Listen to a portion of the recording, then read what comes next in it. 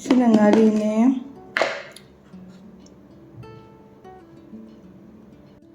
ꯑꯩꯁꯦ ꯉꯥꯔꯤ ꯂꯣꯏꯈꯤꯕ ꯀꯨꯏꯔꯦꯕ ꯑꯗꯨꯒ ꯌꯨꯝꯗꯒꯤ ꯊꯥꯔꯛꯀꯗꯕꯁꯨ ꯀꯩꯅꯣ ꯇꯧꯕ ꯏꯔꯥꯡ ꯂꯩꯕꯅꯤꯅ ꯐꯔꯛ ꯇꯥꯕꯀꯣ ꯑꯗꯣ ꯍꯧꯖꯤꯛꯇꯤ ꯁꯤ ꯉꯥꯔꯤ ꯂꯥꯛꯑꯕꯅꯤꯅ ꯌꯥꯝ ꯍꯔꯥꯎꯋꯦ ꯍꯥꯏꯗꯤ ꯋꯥꯈꯜ ꯈꯔ ꯅꯨꯡꯉꯥꯏꯌꯦ ꯑꯗꯨꯒ ꯁꯤꯅꯦ ꯉꯥꯔꯤꯁꯤꯅ ꯌꯥꯝ ꯃꯔꯨ ꯑꯣꯏꯕꯁꯦ ꯑꯩꯈꯣꯏꯗ ꯃꯩꯇꯩ ꯕꯣꯔꯤꯗꯨꯅꯤ ꯁꯤꯅ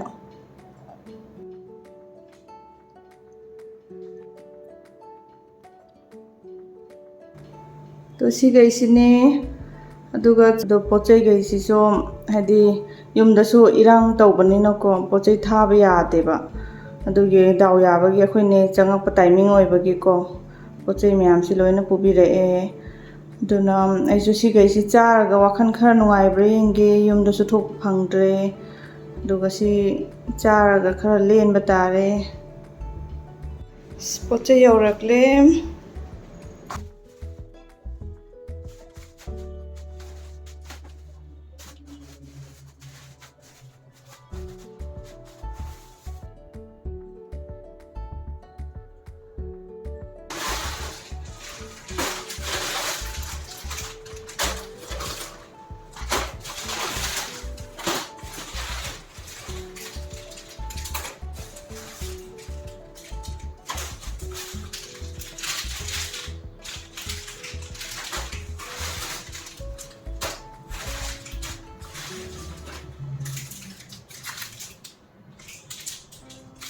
ꯁꯤꯗꯤ ꯑꯩ ꯌꯥꯝ ꯄꯥꯝꯕꯗꯤ ꯑꯣꯏꯗꯦꯕꯀꯣ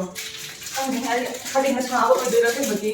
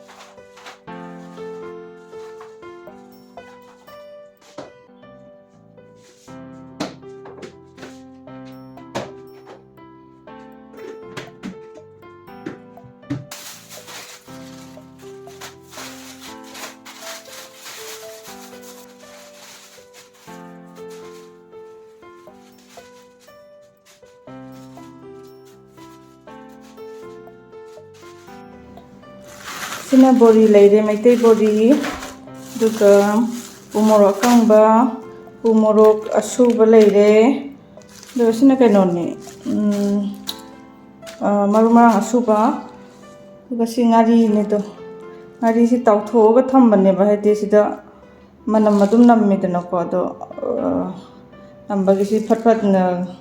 ꯑꯊꯨꯕꯗ ꯑꯗꯨꯝ ꯆꯥꯕ ꯌꯥꯔꯅꯤ ꯍꯥꯏꯗꯤ ꯇꯥꯎꯊꯣꯛꯑꯒ ꯑꯗꯨꯝ ꯊꯝꯕꯅꯦꯕ ꯀꯨꯏꯅꯁꯨ ꯆꯠꯂꯦꯕꯀꯣ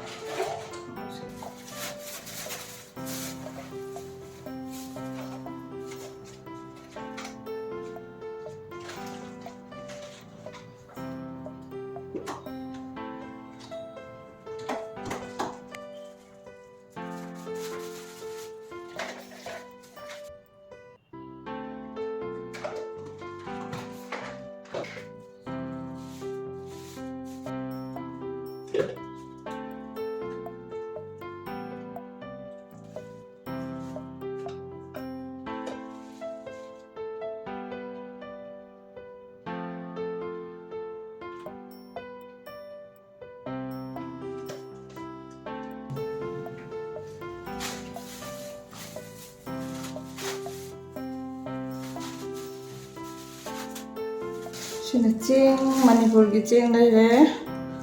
aduga sina Maitai chahau sina tejpata mana hapirene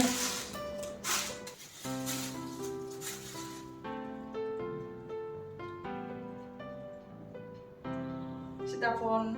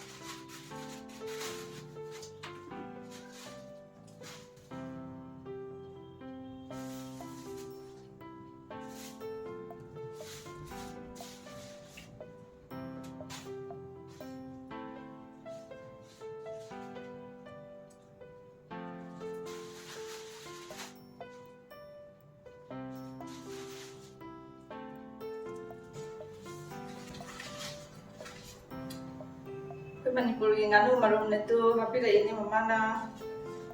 yengam to Manipur de lakpa nganu marum ne basi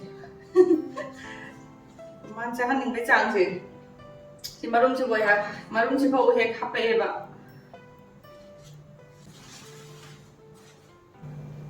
sigai sine sigi maroi singsi so yum da pan bane khoi khol da sum pan ba to gai do hapire em aduga sina champra Manipurgi champra ne aduga sitaban siso hapire yumda panba kano ne sitaban ne aduga kafoi siso hapire aduga kari uti siso usoi siso hayang uti thonga chathoge natradi patkrani aduga sina yendem ni yumda panba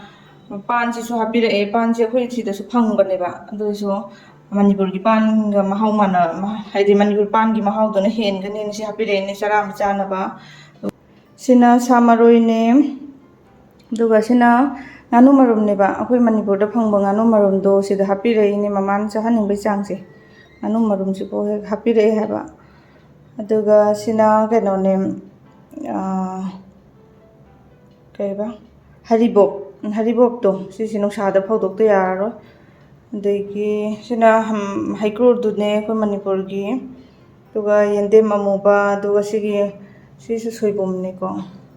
aduna sina siso ko ingkhol da pan ba ko maroi dum morok me pa kai ka singju da ka hape aba maroi kai ka ne dune